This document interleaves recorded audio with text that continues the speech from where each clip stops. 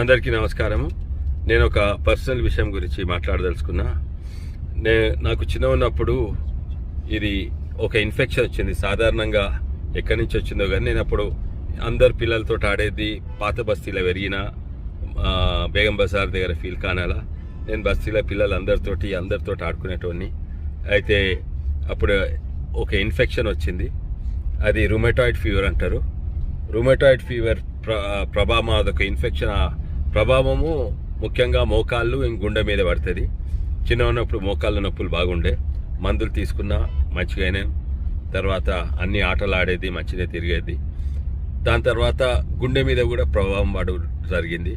అయితే ఇది 30 ఏళ్ళ సార్ నేను గుండె చెకప్ చేసుకుంటూ వస్తున్నా. డాక్టర్లు అన్నారు పెద్ద ప్రభావం ఏం లేదు, దీనికి సర్జరీ ఏమీ అవసరం లేదు అని అన్నారు. కొంచెం భద్రంగా ఉండాలన్నారు. అయినా కూడా నేను మంచిగా తిరిగేది, మంచిగా ఉన్నా, ఈత కొట్టేది, అన్ని గుట్టలు ఎక్కేద్దాన్ని. కానీ ఇది ప్రతి 2 ఏళ్ళకి చెకప్ చేసుకున్నా. ఇప్పటివరకు అయితే మంచిగా ఉంది, కానీ ముందు చూద్దామన్నారు. మొన్న 2 ఏళ్ళ కింద చేస్తే మంచిగా ఉన్నది. పెద్ద అసరేం పడలేదు గుండె మీద. అంటే ఏమవుతుందంటే గుండెలో వాల్వ్ ఉంటాయి, ఆ వాల్వ్ లీక్ అవుతాయి. లీక్ అయితే మొత్తం రక్తము మంచిగా పంప్ చేయదు. గదన్నమాట బీమారే. అదే ప్రభావం.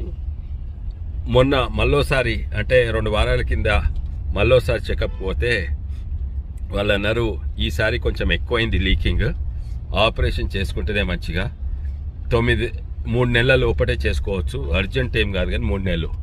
అయితే నేను ఇక జూబ్లీ హిల్స్ ఎలక్షన్స్ అయిపోయే వరకు ఆగిన. ఇది లాస్ట్ డే అయిపోయింది కదా. అయితే రేపు నేను సర్జరీ చేపించుకుంటున్నా. తర్వాత కూడా చేపించుకోవాలి, కానీ రేపు సర్జరీ చేస్తే ఇప్పుడు పార్లమెంట్ December 1 మొదలవుతుంది. అప్పటి వరకు నేను మంచిగా అయితే పార్లమెంట్కు పోవచ్చు. అందుకే రేపటి డేట్ చేసుకుందాం అనుకుంటున్నా. ఇది పెద్ద ఫికర్ పడే అవసరం లేదు. గుండె మీద ఆపరేషన్ అయినా కూడా ఇది ఫికర్ పడేది అవసరం లేదు. ఎందుకంటే ఏం చేస్తారంటే గుండెలో వాల్వ్ ఉంది కదా, ఉన్న పుట్టిన వాల్వ్ని తీసేసి కొత్త వాల్వ్ పెడతారు.